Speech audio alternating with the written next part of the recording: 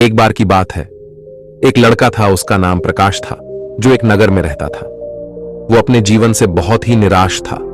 उसकी निराशा का कारण यह भी था कि वो अब तक अपने जीवन में कुछ भी नहीं कर रहा था।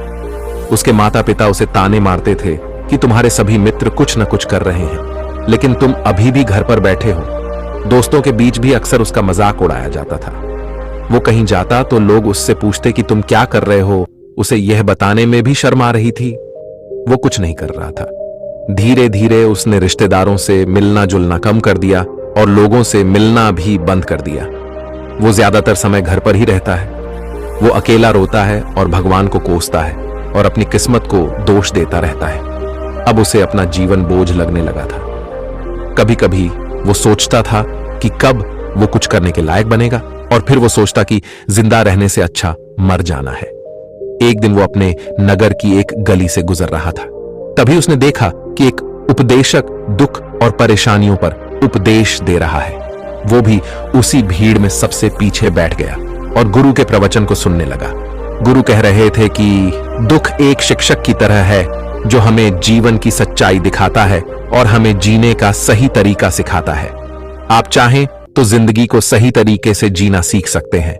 गुरुजी उपदेश दे रहे थे कि तुम चाहो तो कुछ भी हासिल कर सकते हो, और अगर चाहो तो एक कोने में बैठकर रो सकते हो। इन सभी बातों को प्रकाश ध्यान से सुन रहा था, लेकिन शिक्षक की यह बातें उसे पसंद नहीं आई। उसने खड़े होकर कहा कि कुछ भी सिखाने से दुख दूर नहीं होता, इसमें केवल दर्द होता है। दुख की पीड़ा अनंत है। ऐसा लगता है कि इसके बाद कुछ होने वाला नहीं है। इससे कुछ भी फर्क नहीं पड़ता है। इसके सामने तो मौत भी छोटी लगती है। गुरु ने कहा, फिर तुम्हारा दुख क्या है? प्रकाश ने उसके सामने अपनी सारी बातें सुनाई और पूछा, मेरे दुख का कोई उपाय है आपके पास? यह सुनकर गुरु मुस्कुराए और बोले, तुम उस दिन मेरे पास आना जब तुम्हारे जीवन में वास्तविक दर्द हो। मैं तुम्हारी समस्या का समाधान अवश्य करूंगा। यह कहकर गुरु वहां से चले गए। प्रकाश ने सोचा कि कहीं मेरा दुख नकली तो नहीं है? क्या मैं जिस दर्द से गुजर रहा हूं वो नकली है? मेरा दुख कोई नहीं समझ सकता। जब मेरे मां बाप नहीं समझते तो गुरु क्या समझेंगे? उसने दुखों से परेशान होकर एक फैसला लिया कि अब वो कुछ तो करेगा। प्रकाश ने एक छोटा सा बिजनेस शुरू किया, पर उसे सफलता नहीं मिल रही थी। लेकिन वो अपने बिजनेस में लगा रहा और धीरे धीरे उन्हें सफलता मिलनी शुरू हो गई। फिर उसने गति पकड़ी और केवल 3 साल के अंदर ही वो एक बड़ा बिजनेसमैन बन गया। अब प्रकाश के आसपास ऐसे कई लोग थे जो उसकी परवाह करते थे, जो उससे प्यार करते थे। अब उसके परिवार के सदस्य भी उसकी तारीफ करते करते नहीं थक रहे थे। दिन ब दिन उसके मित्रों की संख्या बढ़ती जा रही थी। अब वो अपनी जिंदगी से बहुत खुश था। उनके कुछ दोस्तों ने उन्हें सलाह दी कि जब आप एक बड़ा बिजनेसमैन बनकर बहुत खुश हैं, तो सोचिए आपको कितनी खुशी होगी अगर आप इस शहर और इस राज्य के सबसे बड़े बिजनेसमैन बन जाते हैं। कितने लोग आपसे जुड़ना चाहेंगे, आपकी कितनी बड़ी तारीफें होंगी, और खुद राजा भी आपसे दोस्ती करना चाहेंगे और जरूरत पड़ने पर आपसे पैसे भी उधार लेंगे। दोस्तों की ये बात प्रकाश के मन में बैठ गई। अब वो और पैसे कमाने की कोशिश करने लगा, लेकिन उसे ये सब बहुत ही जल्दी चाहिए था। वो समय बर्बाद नहीं करना चाहता था। वो अपना खाली समय भी इन सारी चीजों को प्राप्त करने में लगाने लगा। इसलिए वो ऐसे काम करने लगा जो सही नहीं थे। उसने बड़े बड़े उधार लेने शुरू कर दिए। वो ज्यादा पैसे कमाने की लालच में अपने माल में मिलावट करने लगा। उसने अन्य व्यापारियों के खिलाफ भी साजिश रची और उन्हें डराया धमकाया। जैसा उसके दोस्त कहते थे वो वैसा ही करता था। वो इन तरीकों से ज्यादा पैसा कमा रहा था, पर अब उसके जीवन में पहले जैसा चैन नहीं था। उसके मन की शांति धीरे धीरे गायब होने लगी थी और वो रात को ठीक से सो नहीं पाता था। वो हमेशा हंगामे में रहता था। वो सब कुछ पाकर भी उसे किसी चीज में सुख नहीं मिल रहा था। एक दिन प्रकाश अपनी गाड़ी में कहीं जा रहा था। तभी रास्ते में उन्हें वो गुरु का आश्रम दिखाई दिया। वो रुका और गुरु के पास जाकर बोला, संत, आपने मुझे अपने पास आने के लिए कहा था जब मेरे जीवन में सच्चा दुख आता है।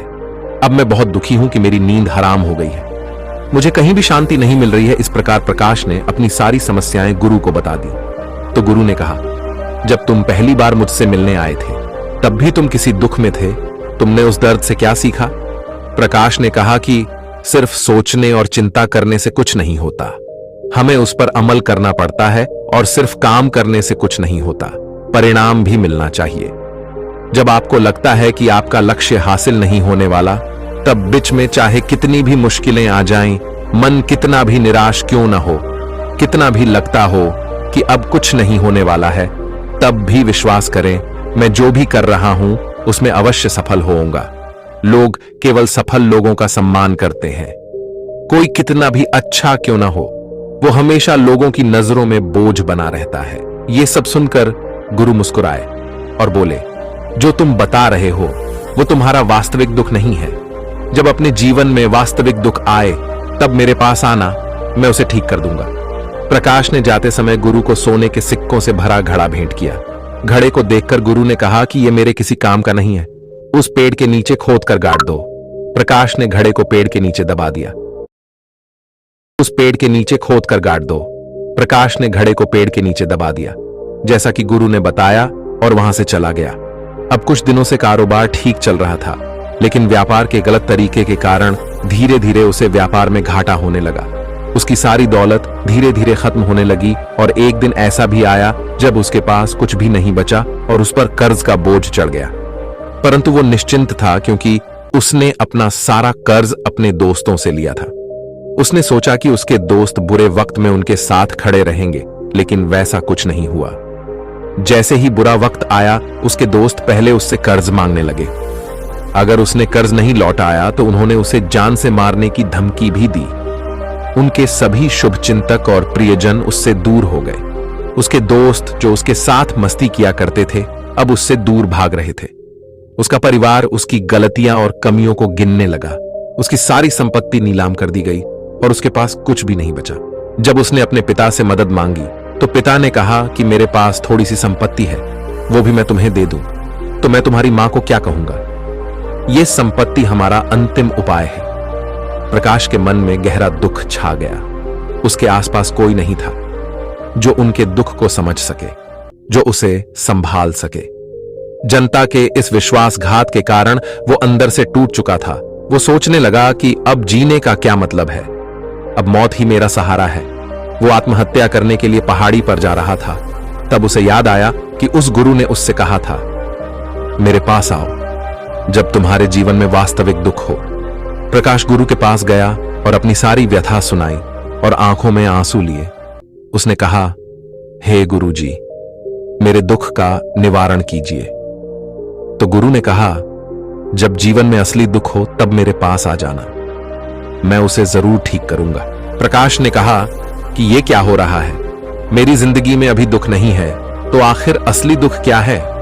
गुरुजी ने प्रकाश से कहा कि पहले तुम मुझे बताओ कि अपने दुख से तुमने क्या सीखा। प्रकाश ने कहा कि मैंने ये सीखा कि जो लोग हमारे जीवन में आते हैं वो हमारी सफलता और प्रगति के कारण आते हैं और वो हमें धोखा जरूर देंगे, क्योंकि बुरे समय में वो हमारे साथ नहीं खड़े होंगे। वो अच्छे समय में हमारा फायदा उठाएंगे और बुरे समय में हमें छोड़ देंगे। उन लोगों पर ही भरोसा करें जो हमारे बुरे समय में हमारे साथ खड़े रहते हैं। लेकिन ऐसे लोग बहुत कम होते हैं, लेकिन जिनके पास है उन्हें उसकी कदर करनी चाहिए, उनका अपमान नहीं करना चाहिए। कभी भी किसी के खिलाफ साजिश नहीं रखनी चाहिए। अपना काम पूरी ईमानदारी और धैर्य से करें और कभी लालची मत बनो।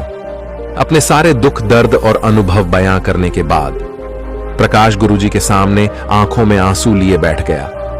कुछ देर बाद गुरु उठे और उस पेड़ के नीचे खोदा और घड़ा निकाल लिया जो सोने के सिक्कों से भरा हुआ था। उसने प्रकाश को देकर कहा, मेरे पास आना जब तुम्हारे जीवन में वास्तविक दुख हो। प्रकाश ने अपने गुरु को धन्यवाद दिया और उसे प्रणाम करके चला गया। उस पैसों से उसने एक छोटा सा व्यवसाय शुरू किया। अब वो छोटा व्यापारी बनकर भी खुश था। उसने पूरी लगन और ईमानदारी से कारोबार किया। जल्द ही वो अपने शहर का एक बड़ा व्यापारी बन गया। उसका जीवन सुख सुविधाओं से भरा हुआ था।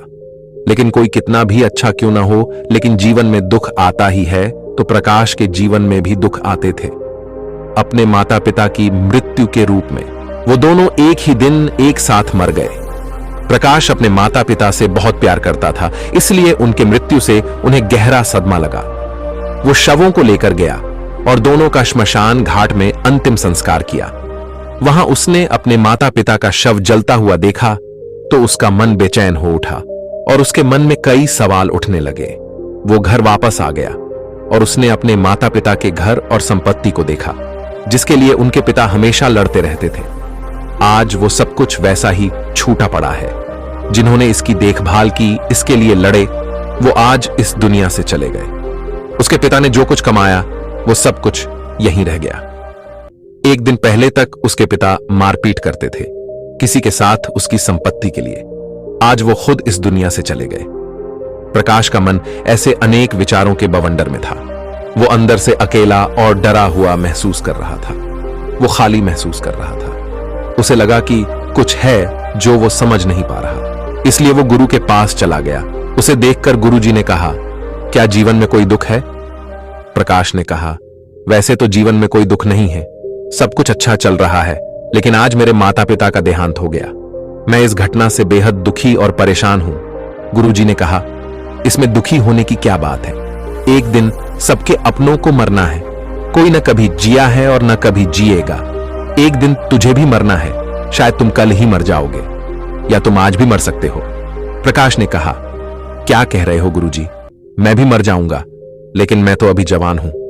गुरु ने कहा कि सब जी रहे हैं इस भ्रम में कि मृत्यु केवल दूसरों को आती है, बड़ों के पास ही आती है, लेकिन जवान और बूढ़े मर जाते हैं, बच्चे मर जाते हैं। मौत का उम्र से कोई लेना देना नहीं है। ये सभी को प्रभावित करता है। गुरुजी की ये बातें प्रकाश के मन में घर कर गईं और वो चुपचाप चला गया। लेकिन उसका मन अभी भी बेचैन था। वो खाली महसूस कर रहा था।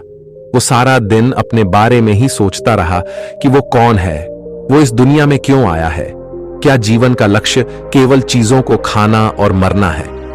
ऐसे कई सवाल उसके दिमाग में लगातार उठ रहे थे, लेकिन उन्हें अपने किसी भी सवाल का जवाब नहीं मिल रहा था और उसका दुख दिन ब दिन बढ़ता ही जा रहा था। इसलिए कुछ दिन बाद वो फिर से गुरुजी के पास पहुंचा और बोला, हे स्वामी, मैं बहुत दुखी हूं क्योंकि मैं ये नहीं जान पा रहा हूं कि मैं कौन हूं और मैं इस दुनिया में क्यों आया हूं। यह सुनकर गुरुजी मुस्कुराए और बोले, आज तुम्हारे जीवन में पहली बार सच्चा दुख उत्पन्न हो गया है। यह वास्तव में दुख कहलाने के लायक है। हम नहीं जानते कि हम कौन हैं, हम क्यों आए हैं, क्या करें, कैसे करना है। प्रकाश ने अपने गुरु से कहा कि मेरी दुर्दशा दूर करो। गुरु ने कहा कि हम सभी इंसान हैं, जीवन भर संग्रह करते रहते हैं।